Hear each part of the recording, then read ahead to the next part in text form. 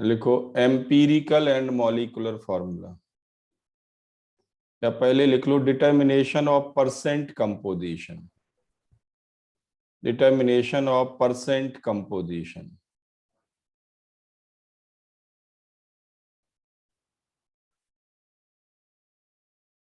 Of a compound, percent composition निकालना। Simple सा formula है, percent of any element X equal to amount of X divided by molar mass into 100। बिल्कुल simple है। जैसे मैं आपसे कहूं कि आपके पास ऐसे एक कोई मॉलिक्यूल है, ग्लूकोज है मान लीजिए, in glucose find percent amount of carbon, carbon का परसेंट निकालो, और इनके आपको एटॉमिक मासेस गिवन है, इनके एटॉमिक मासेस आपको दिए गए हैं। कार्बन का 12, हाइड्रोजन 1, ऑक्सीजन 16, एटॉमिक मासेस आपको दिए गए हैं।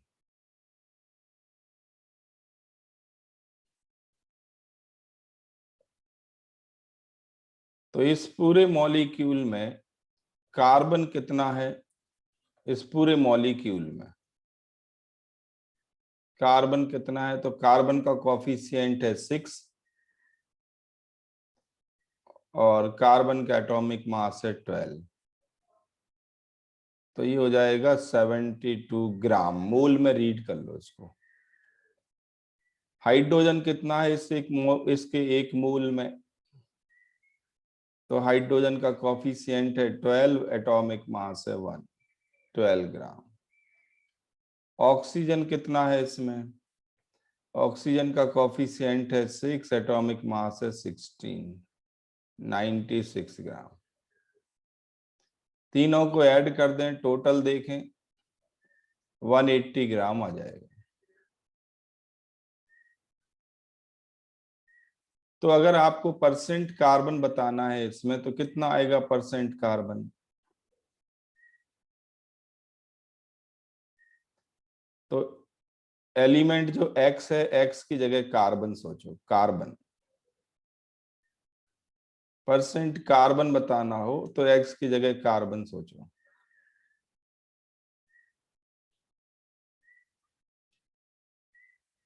कार्बन का मास ये 72 ग्राम है, डिवाइडेड बाई 180, मोलर मास पूरे मॉलिक्यूल का, इनटू 100।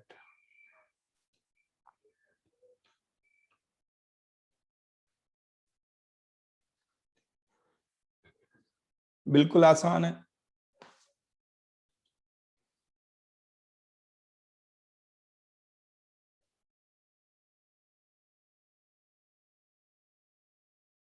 कार्बन की जगह हाइड्रोजन का मोलर मास परसेंट निकालना होता तो कार्बन की जगह हाइड्रोजन सोच लो।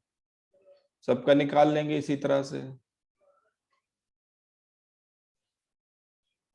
दूसरा टाइप देखो, आपके पास मान लीजिए हाइड्रेटेड सॉल्ट है, हाइड्रेटेड सॉल्ट, ठीक है, CaSO4.2H2O। इसका नाम आप जानते होंगे, इसका नाम क्या है? जिप्सम। 10th में पढ़ा है ना gypsum.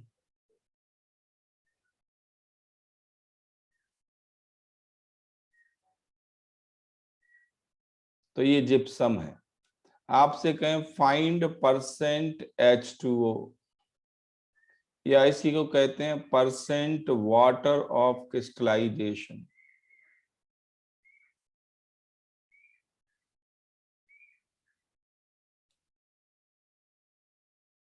Percent water of crystallization बताना।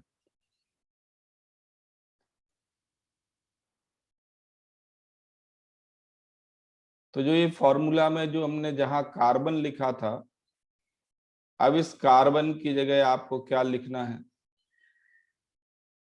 कार्बन की जगह आपको लिखना है H2O। बिल्कुल वही तरीका है, कार्बन की जगह H2O लिख देना है, बस इतना सही है और कोई डिफरेंस नहीं है। जरा देखो इसमें H2O है कितना और इसका मोलर मास कितना है।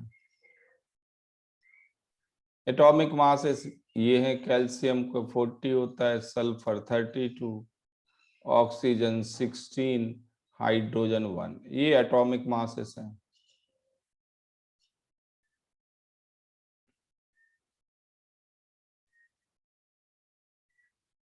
तो कैल्शियम सल्फेट है, तो कैल्शियम सल्फेट डॉट 2H2O। इसमें अगर आप निकालें कैल्शियम कितना 40, इसके 1 मोल में कैल्शियम 40 ग्राम, सल्फर 32 ग्राम, ऑक्सीजन 4 इंटू 16 64 ग्राम, और वाटर सीधे मैं वाटर लिख रहा हूं, इसका आगे कोफिशिएंट 2 है, 2 इंटू 2 प्लस 16, 2 हाइड्रोजन के लिए 16 ऑक्सीजन के लिए, 36 ग्राम लिख सकते हैं ये।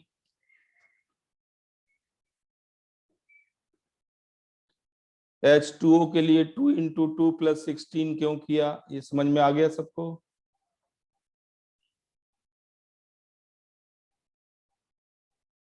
H2O के लिए 2 इंटू 2 प्लस 16 क्यों किया? तो आगे कोफिशिएंट 2 है और H2O 2 for H 16 for O, दोनों को ऐड करके 2 से मल्टीप्लाई कर देंगे।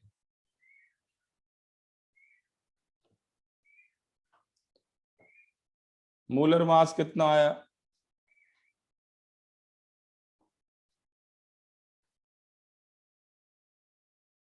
मोलर मास कितना आया? तीनों को ऐड कर दो, इन चारों को।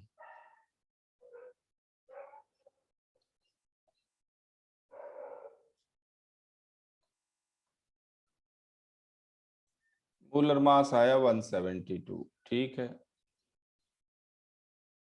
और वाटर है उसमें 36 ग्राम, तो परसेंट H2O क्या हो जाएगा? 36 डिवाइडेड बाई 172 इंटू 100, 16.6% आ रहा है।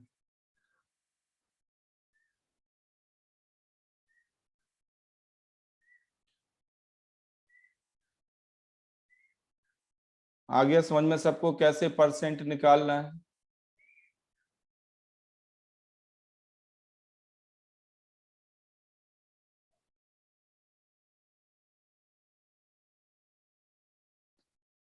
और अगर परसेंट दे दिया जाए आपको तो आप मोलर मास निकाल सकते हैं, अगर परसेंट दे दिया जाए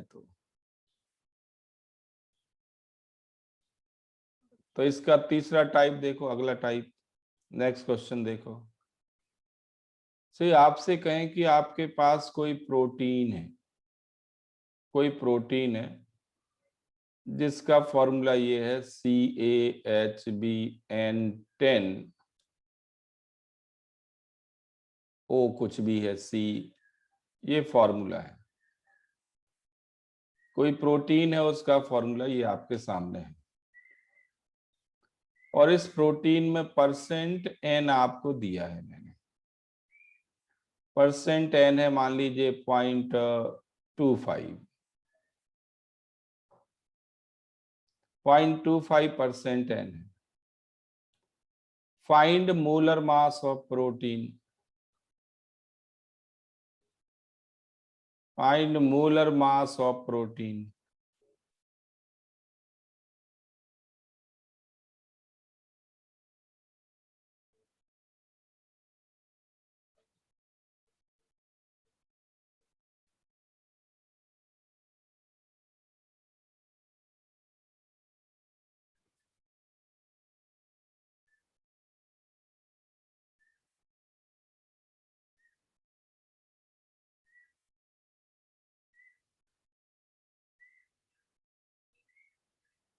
तो आपको परसेंट एन गिवन है, परसेंट एन ध्यान देना,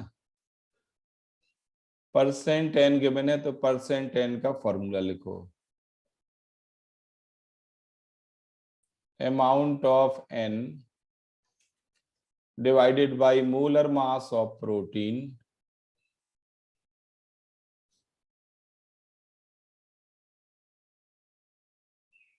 into 100। यही फॉर्मूला बनेगा, पहले तो मुझे ये बताओ, यही फॉर्मूला बनेगा?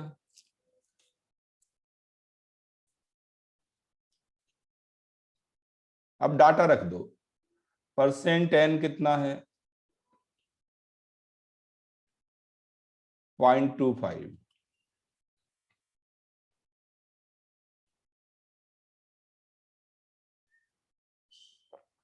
अमाउंट ऑफ एन कितनी होगी, तो एन का कॉफिशिएंट दिया है, एन का कॉफिशिएंट गिवन है 10, ये हो जाएगा 10 इंटू 14। नाइट्रोजन का एटॉमिक मास 14 होता है,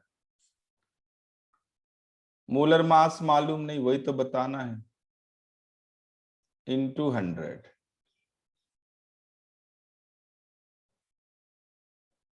बस इसको सॉल्व करके मोलर मास निकाल लो, आंसर हो गया।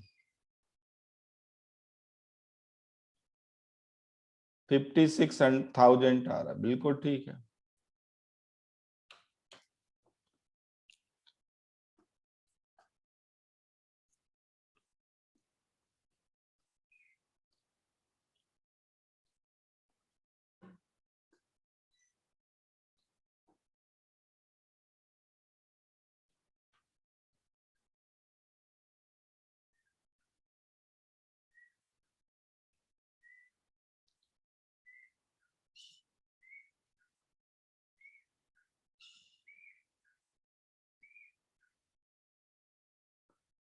आ गया समझ में सबको कि अगर परसेंट दे दिया जाए तो मोलर मास निकाल सकते हैं?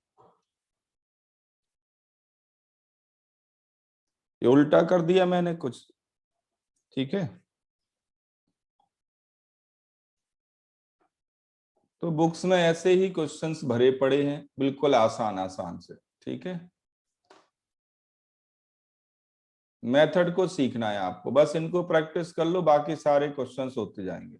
जो मैं एग्जाम्पल दे रहा हूं ये प्रैक्टिस करना है आपको। नेक्स्ट लिखो, determination of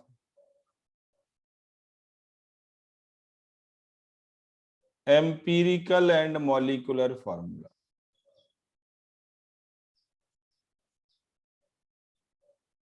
empirical and molecular formula,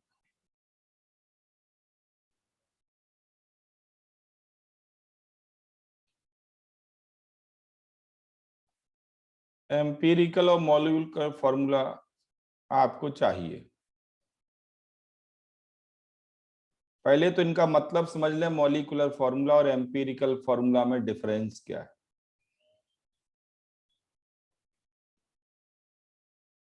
तो जो मॉलिक्यूलर फॉर्मूला होता है, लिख लो, molecular formula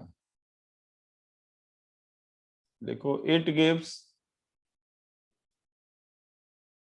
actual ratio of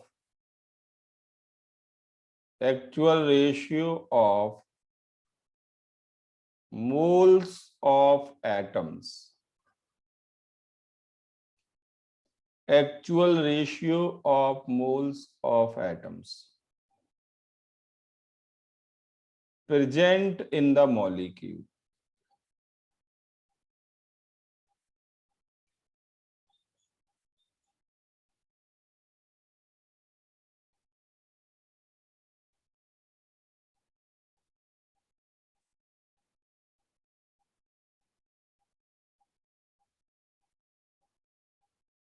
दूसरा, एम्पिरिकल फॉर्मूला क्या होता है?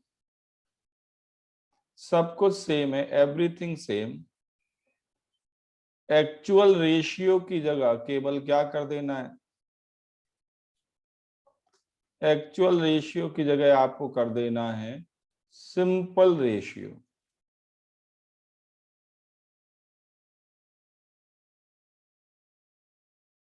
एक्चुअल रेशियो की जगह सिंपल रेशियो मिलता है of moles of atoms present in the molecule.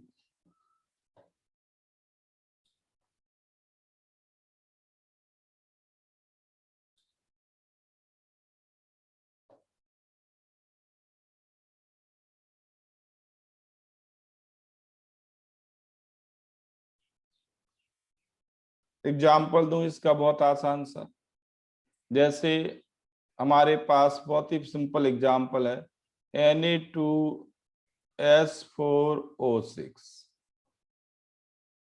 ये है मॉलिक्यूलर फॉर्मूला। अगर इसमें आप मोल्स रेशियो लिखें सोडियम, सल्फर एंड ऑक्सीजन, तो आप लिखेंगे 2, 4, 6 एक्चुअल मोल्स का रेशियो। और अगर इसको सिंपल रेशियो में कन्वर्ट कर दें, सिंपल में, सिंपल रेशियो क्या बनेगा बताओ? सिंपल रेशियो बनेगा, इन तीनों में 2 से डिवाइड कर दो, तीनों में 2 से डिवाइड कर दो, 1, 2, 3। इससे सिंपल तो बना नहीं सकते,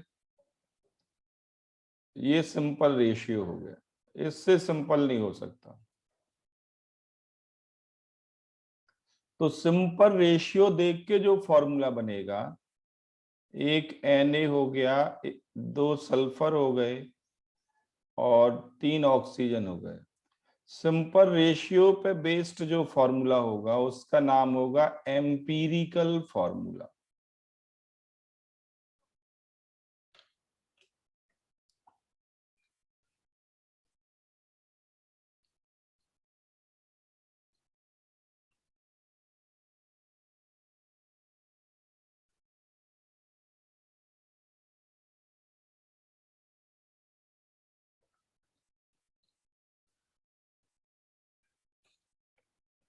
यहां तक क्लियर है सबको?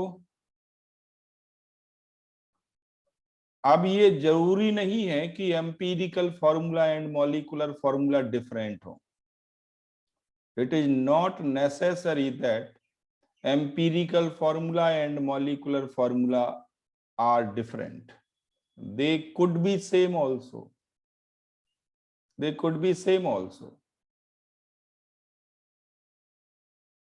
For example, मेरे पास H2SO4 है, H2SO4 है, इसमें hydrogen, sulphur, oxygen. Actual moles का रेशियो ये है, एक्चुअल मोल्स। बताओ मुझे, क्या इस एक्चुअल मोल रेशियो को और सिंप्लीफाई किया जा सकता है?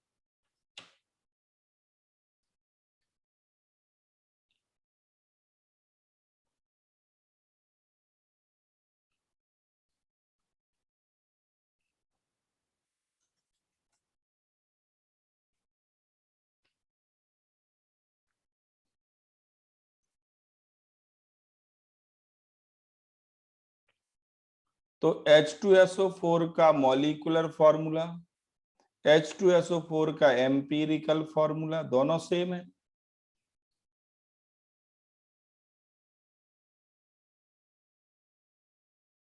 दोनों सेम है।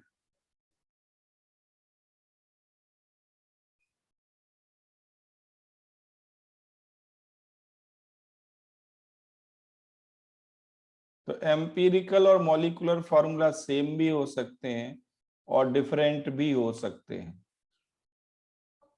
सेम भी हो सकते हैं और डिफरेंट भी हो सकते हैं। तो ये सीधा सा रिलेशन बनता है, ऐसे लिखते हैं हम, molecular formula equal to empirical formula whole n। और n कुछ भी हो सकता है, 1, 2, 3, 4, any integer value, any integer. तो अगर n इक्वल टू 1 है तो molecular formula and empirical formula same हो गए, if n equal to 1।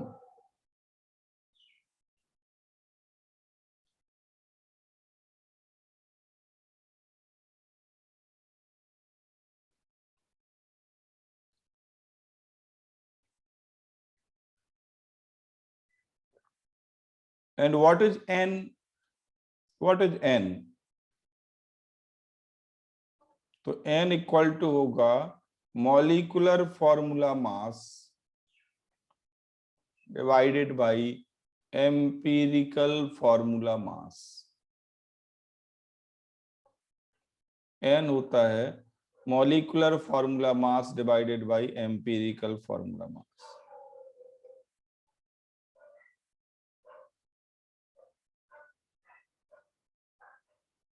Molecular formula mass आपको प्रॉब्लम में दिया जाएगा। मॉलिक्यूलर फॉर्मूला मास प्रॉब्लम में दिया जाएगा। और कभी कभी मॉलिक्यूलर फॉर्मूला मास की जगह वेपर डेंसिटी भी दे देते हैं।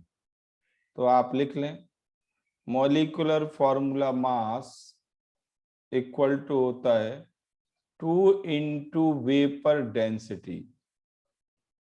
किसकी वेपर डेंसिटी? जिस मॉलिक्यूल का फॉर्मूला मास निकालना है उसकी वेपर डेंसिटी। तो वेपर डेंसिटी ऑफ मॉलिक्यूल। तो अगर वेपर डेंसिटी गिवन है तो 2 से मल्टीप्लाई करके मॉलिक्यूलर फॉर्मूला मास आ जाएगा।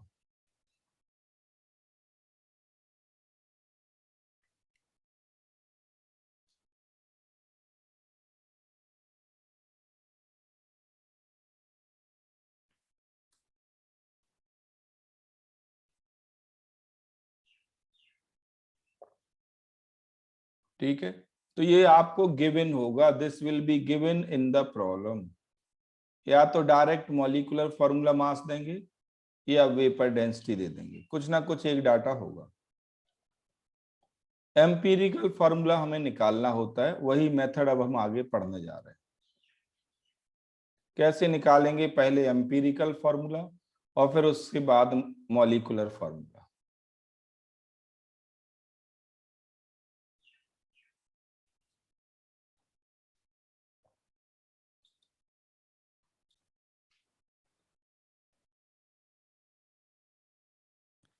एम्पिरिकल फॉर्मूला निकालने के लिए हमें क्या चाहिए? Simple ratio of moles. Moles का सिंपल रेशियो है, मान लेते हैं P Q and R. Atom A B C हैं, तो एम्पिरिकल फॉर्मूला क्या हो जाएगा? A P B Q C R. Problem में आपको एलिमेंट के नेम दिए जाएंगे, तो पहले कॉलम में एलिमेंट के नेम लिखना, फिर उनकी परसेंट अमाउंट दी जाएगी तो दूसरे कॉलम में परसेंट अमाउंट लिखना। ये दो फर्स्ट और सेकंड कॉलम तो गिवन होंगे। फिर आपको करना है यहां से स्टार्ट, मोल्स निकालेंगे, जो अमाउंट दी गई है परसेंट अमाउंट, उसमें डिवाइड करेंगे एटॉमिक मास से। तो this is the molar mass of atom m। जो भी वैल्यू आएंगी मोल्स में, वो अगर फ्रैक्शन में आती हैं, फ्रैक्शन में आती हैं या मान लो इंटीजर भी आ जाती हैं, तो हमें उनको सिंपलीफाई करना है, सिंपल रेशियो बनाना है उनका। ये जो थर्ड कॉलम में मोल्स आएंगे उनका सिंपल रेशियो बनाएंगे फोर्थ कॉलम में, और सिंपल रेशियो देख के फिर एम्पिरिकल फॉर्मूला लिखेंगे।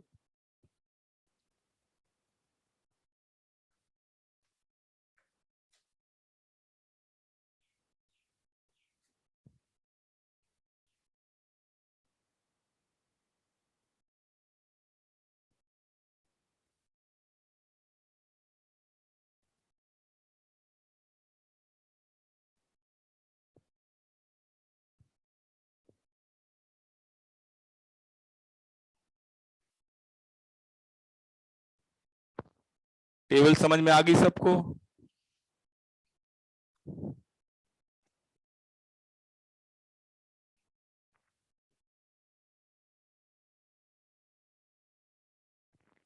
तो देखो, एक सबसे आसान क्वेश्चन से स्टार्ट कर रहा हूं मैं, बिल्कुल आसान से। मान लीजिए 3 एलिमेंट हैं, कैल्शियम कार्बन ऑक्सीजन।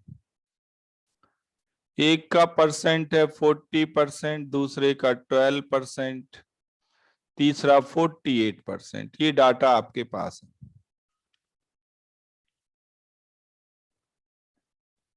और इन कैल्शियम कार्बन ऑक्सीजन के एटॉमिक मासेस आपको पता है, नहीं पता तो लिख लो।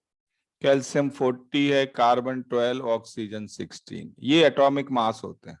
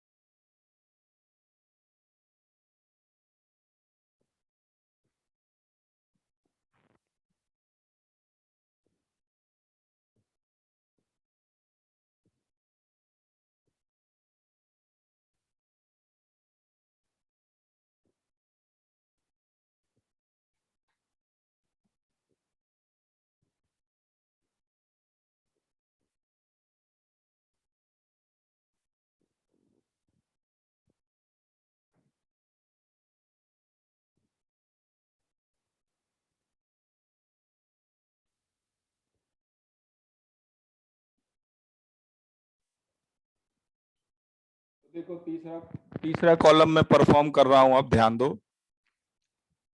तीसरा कॉलम ये है 40 amount, percent amount divided by 40, then 12 और डिवाइडेड बाय अगेन 12, और 48 डिवाइडेड बाय 16।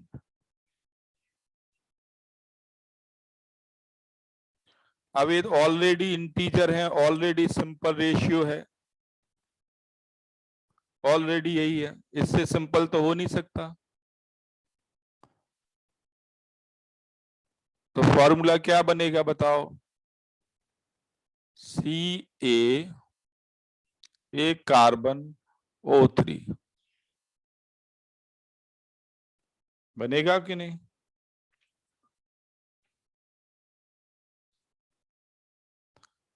इससे आसान प्रॉब्लम नहीं होती, ये सबसे आसान प्रॉब्लम है।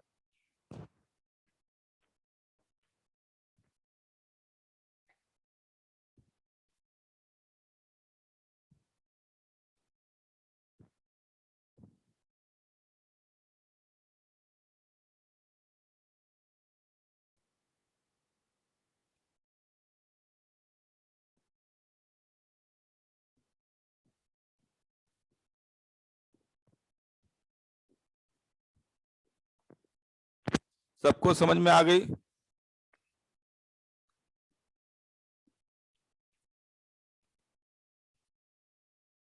जल्दी जल्दी रिस्पॉन्ड करो, सबको क्लियर है? किसी को कोई दिक्कत हो बताओ मुझे, किसी भी स्टेप में।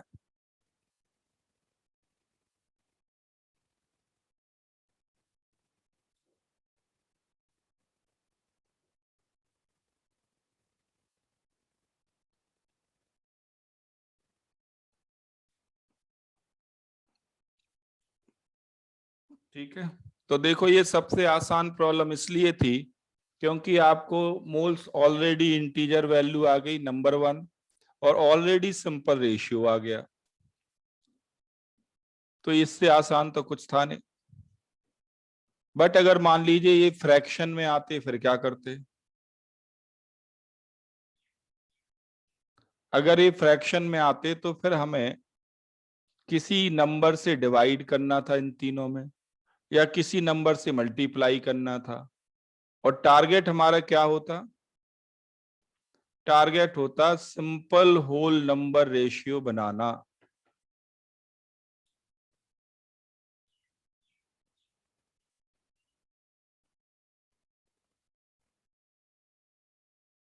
ठीक है,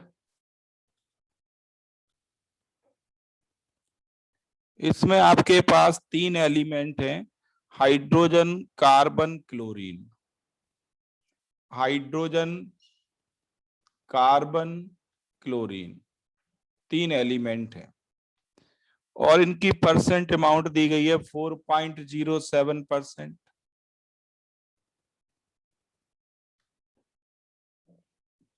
कार्बन है 24.27,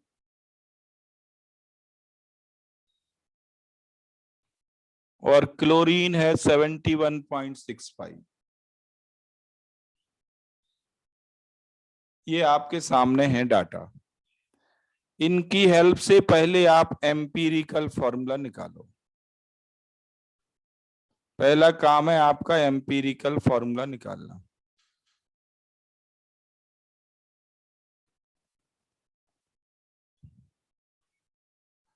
तो ये तो गिवन है आपको एलिमेंट, और ये है उनकी परसेंट अमाउंट। तीसरा कॉलम क्या है आपने लिखा? तीसरा कॉलम है मोल्स निकालना। तो मोल्स इक्वल टू होगा अमाउंट डिवाइडेड बाय मोलर मास। निकालो जरा मोल्स क्या आते हैं। अब अमाउंट जो परसेंट में दी गई है उसी को मान लेना है। तो 4.07 ग्राम है हाइड्रोजन डिवाइडेड बाय 1। 24.27 है कार्बन डिवाइडेड बाय 12। 71.65 है क्लोरीन डिवाइडेड बाय 35.5। तीनों के एटॉमिक मासेस से डिवाइड कर दिया। किसी को कोई प्रॉब्लम है इस स्टेप को लिखने में?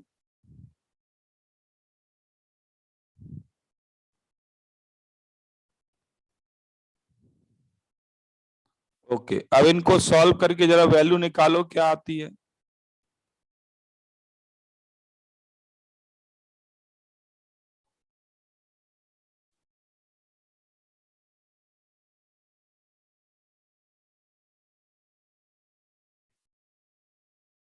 वैल्यू निकालो क्या आती है। पहली वैल्यू आएगी 4.07, दूसरी 2.02 या 2.03, तीसरी ये भी 2.03। अब जरा देखो साफ दिख रहा है कि अगर इनको सिंपल रेशियो में बदलना है, सिंपल होल नंबर रेशियो बनाना है,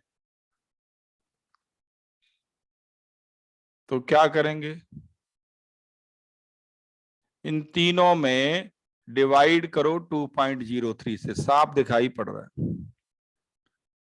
4.07 में 2.03 से डिवाइड करो। यहाँ पे 2.03 में 2.03 से डिवाइड करो।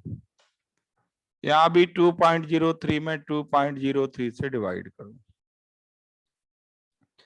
बन गए होल नंबर। ये अप्रोक्सीमेट बने तो भी होल नंबर मान लेना है। 1.9 बनता तो भी 2 मान लेते, 1.1 बनता तो भी 2 होल नंबर मान लेना है अगर उसके क्लोज है तो। अब यहां पे ही गलती होती है, आप लोगों से ध्यान रखना। जैसे मैंने डिवाइड किया तीनों में, कोई बात नहीं, कभी कभी ऐसा भी होगा कि मल्टीप्लाई करने के बाद इंटीजर बनेंगे। ये आपको अपने ऑब्जर्वेशन से करना है, इसके लिए कोई फिक्स्ड तरीका नहीं है। मल्टीप्लाई करो, डिवाइड करो, या मल्टीप्लाई डिवाइड दोनों काम करो सेम नंबर से तीनों में। टारगेट हमारा क्या होगा? टारगेट होगा सिंपल होल नंबर रेशियो बनाना। आगे बात समझ में सबको? सिंपल होल नंबर रेशियो बनाना।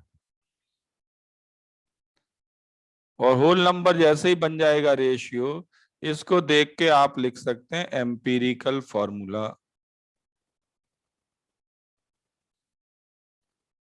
ये हो जाएगा H2CCl।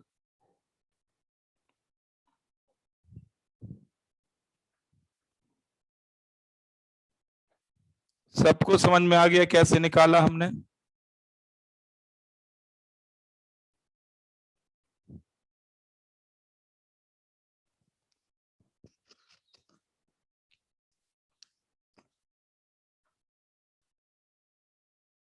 H2CCl।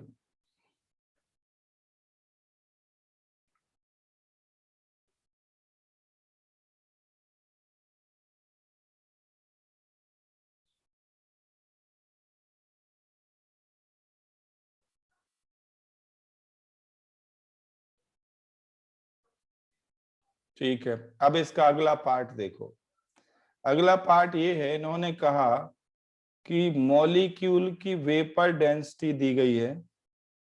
Vapour density, molar mass दिया इन्होंने सीधे, sorry molar mass. Molecular formula mass given है। मॉलिक्यूलर फॉर्मूला मास है 98.96। 98.96 मॉलिक्यूलर फॉर्मूला मास है। अगर ये गिवन है तो फाइंड मॉलिक्यूलर फॉर्मूला।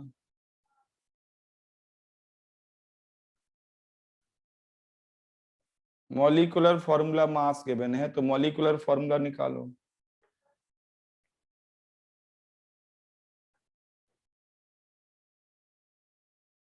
अगला पार्ट इसका,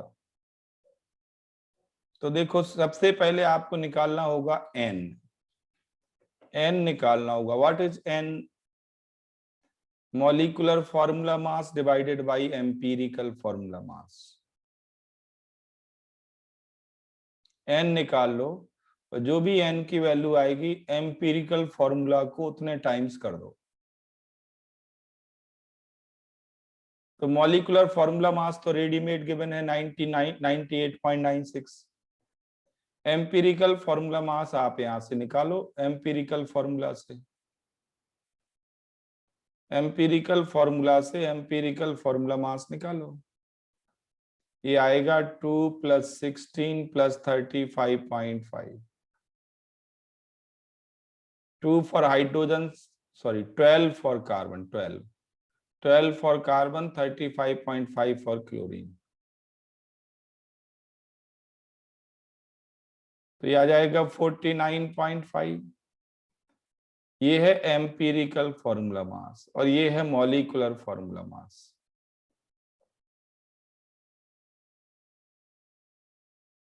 what about value of n? तो 98.96 divided by 49.5 molecular formula mass divided by empirical formula मास। ये इंटीजर ही आएगा n। तो इससे आप लिख पाएंगे मॉलिक्यूलर फॉर्मूला। ये जो एम्पिरिकल फॉर्मूला है इसका होल n कर दो, n मतलब 2 है n, तो हो जाएगा H4C2Cl2।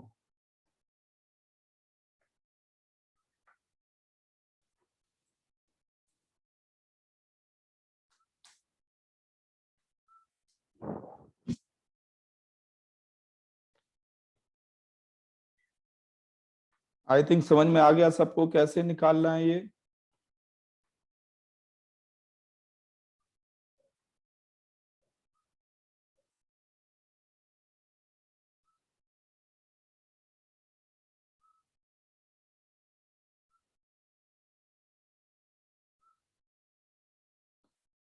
तो ध्यान देना होगा आपको केवल इस स्टेप में कि ये जो फ्रैक्शनल वैल्यू आएंगी मोल्स की, इनको सिंपल होल नंबर में कैसे कन्वर्ट करें, यहीं पे गलती होती है। इसके लिए मैं बता दूं आपको, आप डिवीजन कर सकते हैं तीनों में सेम नंबर से, या तीनों में सेम नंबर से मल्टीप्लाई कर सकते हैं, या डिवीजन और मल्टीप्लाई दोनों कर सकते हैं। ये ऑब्जर्वेशन से आपको देखना है कि आखिर कौन से नंबर से मल्टीप्लाई करें या कौन से नंबर से डिवाइड करें जिससे कि ये तीनों फ्रैक्शनल वैल्यू एक साथ इंटीजर में कन्वर्ट हो जाएं।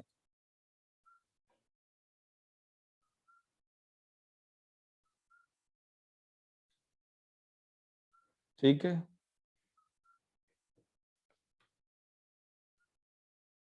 हाँ बेटा, जब मोल फ्रैक्शन में आएंगे तो होल नंबर में कैसे कन्वर्ट करेंगे बताओ?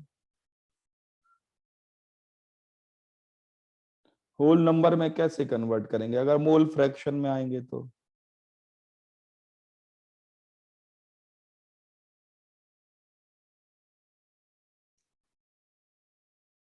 ऐसे ही कन्वर्ट करेंगे ना, तीनों में मल्टीप्लाई करके या तीनों में डिवाइड करके। देखो अब मैं आपको एक दो एग्जांपल और देता हूँ ऐसी रैंडम। रैंडम एग्जाम्पल मैं आपको दे रहा हूं, मैथमेटिक्स है ये, केमिस्ट्री नहीं है, ध्यान देना। अब मैं जो बताने जा रहा हूं that is mathematics not chemistry. अगर मैं आपसे कहूं कि किसी एग्जाम्पल में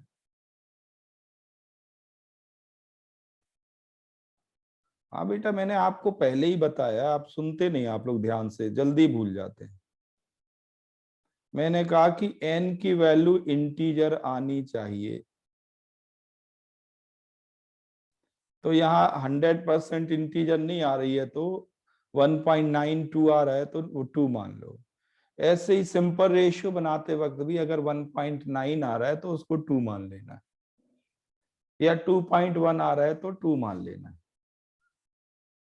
इंटीजर के क्लोज वैल्यू आ रही है तो उसको इंटीजर मान लेना है।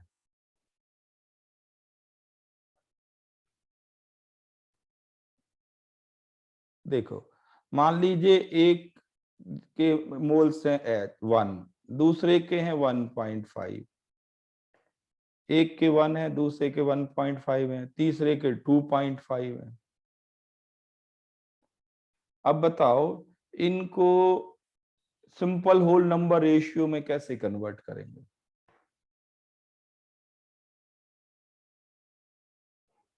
सिंपल होल नंबर रेशियो में कैसे कन्वर्ट करेंगे?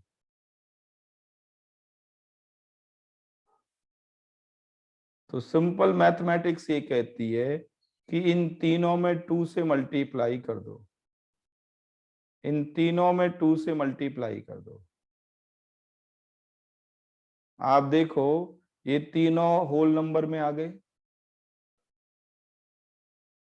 क्या इससे सिंपल रेशियो बना सकते हो?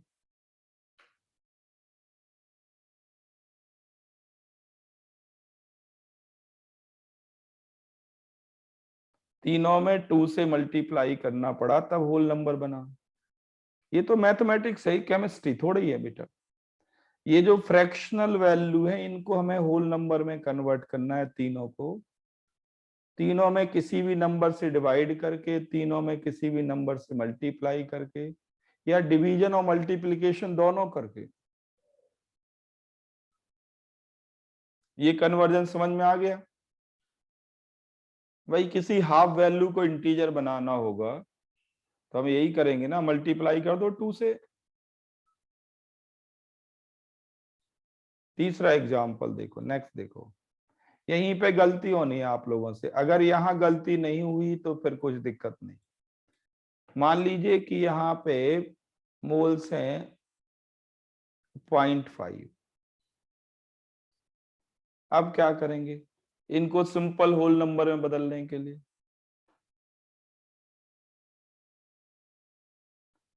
अब ये साफ दिख रहा है कि ये सब 5 के मल्टीपल हैं, तो क्या करो, तीनों में 0.5 से डिवाइड कर दो, तीनों में 0.5 से डिवाइड कर दो।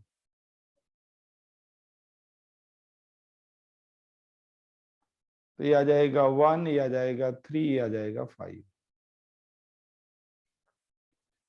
बन गए होल नंबर रेशियो। इससे सिंपल होल नंबर बना सकते हो?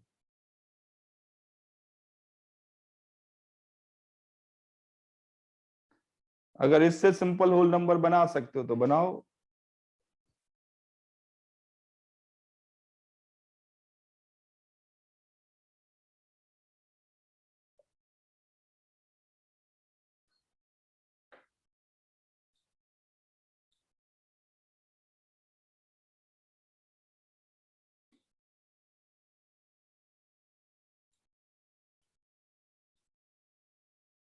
और कभी कभी क्या होगा, कभी कभी क्या होगा, किसी नंबर से मल्टीप्लाई करने के बाद भी डिवीजन नहीं, दो इंटीजर बनेंगे एक नहीं बनेगा, फिर क्या करेंगे? दो बनेंगे एक नहीं बनेगा, फिर क्या करेंगे? तो फिर अगला स्टेप फिर से मल्टीप्लाई या डिवाइड करके सोचेंगे। जैसे ध्यान दो, नेक्स्ट एग्जांपल देखो।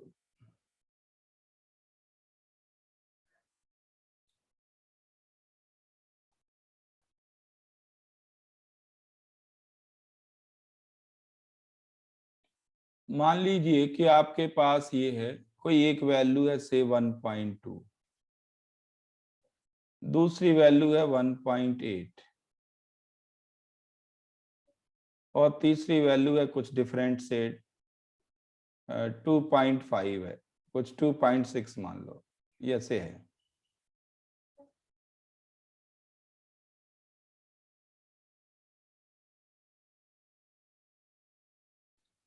अब हमें इन्हें सिंपल होल नंबर में कन्वर्ट करना है। तो पहला काम हम ये करेंगे कि तीनों में 0.6 से डिवाइड कर दिया, मान लीजिए 0.6 से, क्योंकि हमें साफ नजर आ रहा है कि ये 0.6 के मल्टीपल है पहले और दूसरे।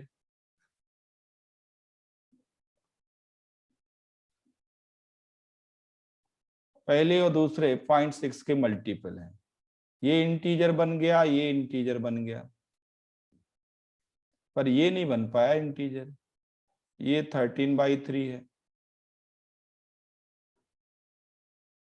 आया समझ में?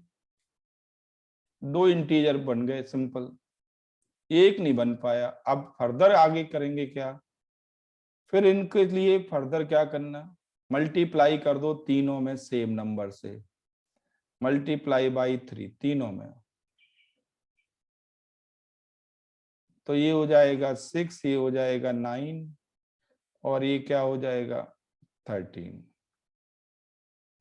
क्या इससे सिंपल रेशियो आप बना सकते हो?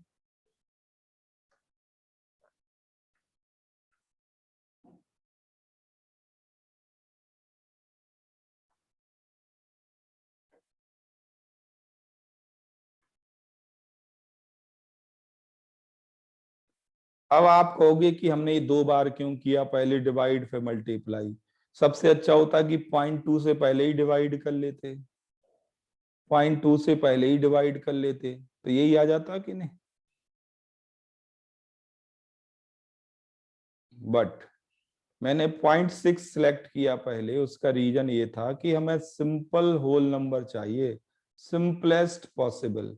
तो सबसे पहले तो बड़े से बड़े नंबर से डिवाइड करो, स्मॉलेस्ट से स्मॉलेस्ट वैल्यू बनाओ।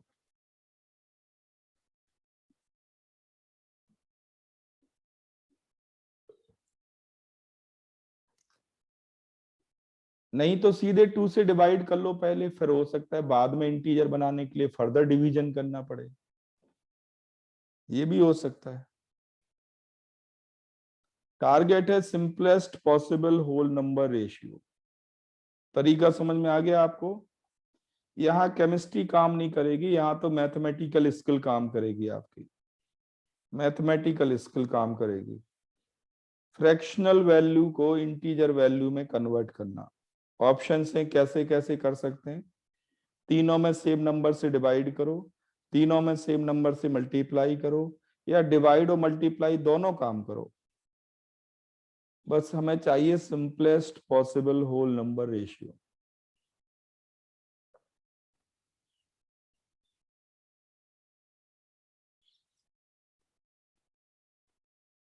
ठीक, तो ये तो बात हुई अबाउट मॉलिक्यूलर फॉर्मूला और एंड एम्पेरिकल फॉर्मूला की। इस पे एक पूरी एक्सरसाइज मैं आपको भेज दूंगा आज। वैसे तो मैंने ग्रुप में कल डाल दी थी, जो कुछ और नए बच्चे हैं उनको भेज दूंगा मैं, तो उनको आप कर लेंगे तो सारे टाइप कवर हो जाएंगे।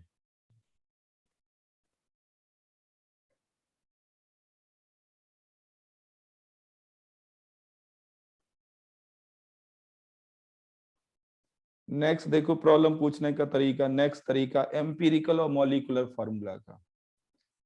नेक्स्ट तरीका है, ये एनसीईआरटी बुक में एक अनसॉल्व्ड प्रॉब्लम है।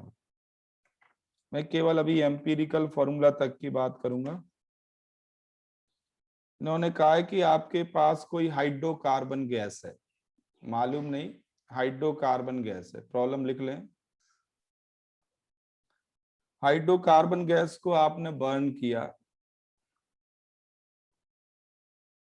तो CO2 प्रोड्यूस हुई 3.38 ग्राम, 3.38 ग्राम, और हाइड्रोजन वाटर प्रोड्यूस हुआ 0.690 ग्राम। 0.690 ग्राम ये वाटर प्रोड्यूस हुआ।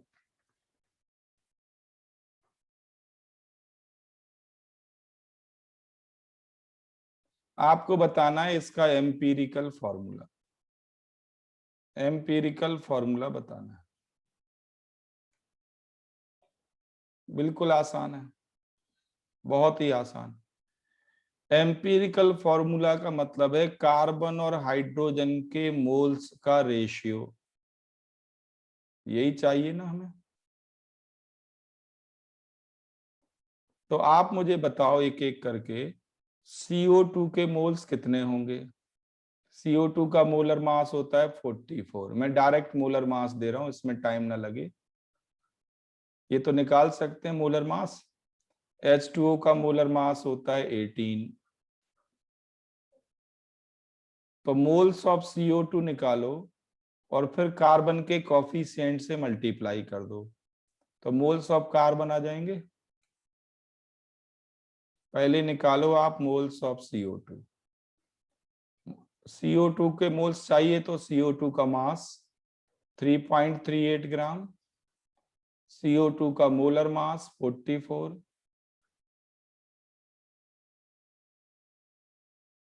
मोल्स ऑफ CO2 जितने आएंगे उसके बाद मोल्स ऑफ कार्बन निकाल लो, तो ये हो जाएगा 1 multiplied by moles of CO2। यहां मैं 1 भी लिख रहा हूं जिससे कंफ्यूजन ना हो, कार्बन का कोफिशिएंट 1 है।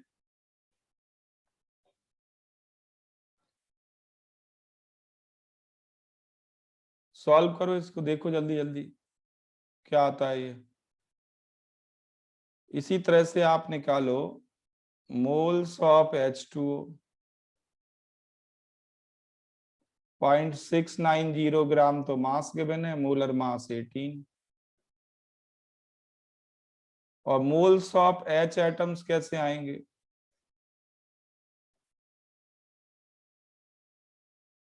तो ये हो जाएगा 2 इंटू मोल्स ऑफ H2O।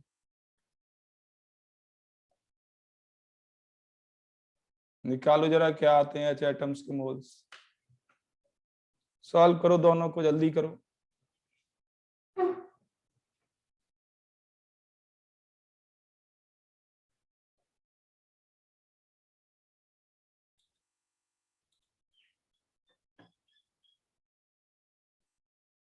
ये दोनों वैल्यू 0.076 आ रही हैं।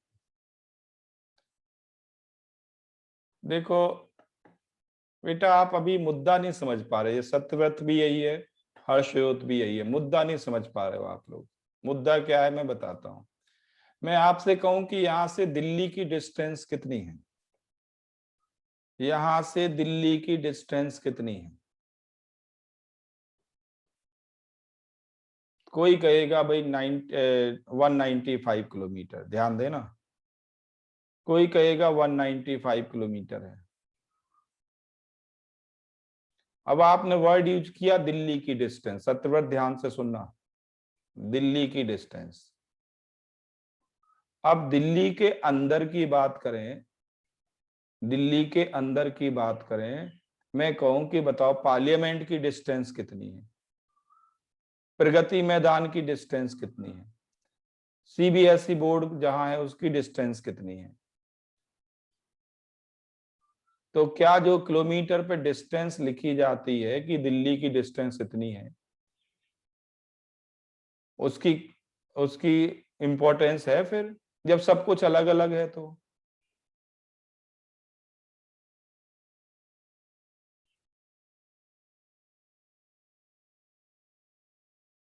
मुद्दा क्या होता है बेटा, जब आप कहते हो कि दिल्ली की डिस्टेंस 195 किलोमीटर है, तो हमारे माइंड में ये आता है कि 195 किलोमीटर हमें चलना है, फिर समथिंग प्लस माइनस करके हम अपने डेस्टिनेशन पे पहुंच जाएंगे। यस और नो?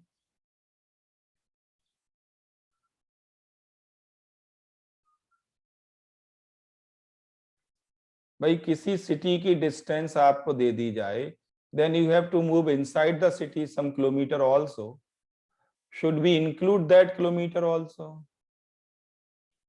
आंसर है नो। जो बाहर किलोमीटर बोर्ड लगे होते हैं ना, किलोमीटर वाले, उन पे उसको इंक्लूड नहीं करते वो। मुद्दे की बात क्या है, मैं आपको सीधे सीधे बताऊं, ज्यादा टेंशन ना लेके। यहाँ इंपॉर्टेंस है मेनली फर्स्ट डिजिट की। अगर फर्स्ट डिजिट मैच कर रहा है तो forget second third fourth digit. After decimal, first digit तो छोड़ो, यहां तो 2 डिजिट मैच हो रहे हैं। 0.07 आफ्टर डेसिमल।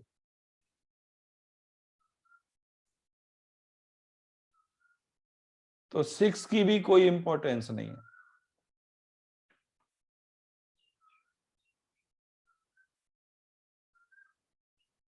बात समझ में आ गई सबको? एक मोटा मोटा दिमाग में रखो बेटा, जितने ये फॉर्मूला हम लिखते हैं ना, फॉर्मूला में इंटीजर वैल्यूज आती हैं, CO2, C2H6, C3H8, ये सब इंटीजर आते हैं, कभी फ्रैक्शन में नहीं लिखते।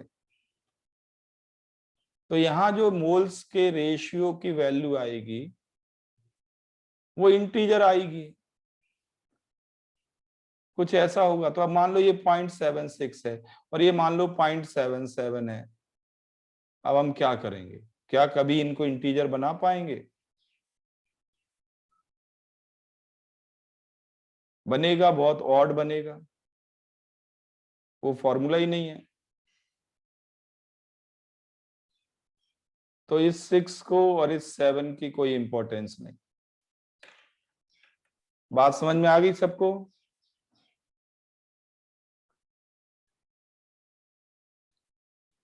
मेरी साउंड आ रही है कि नहीं?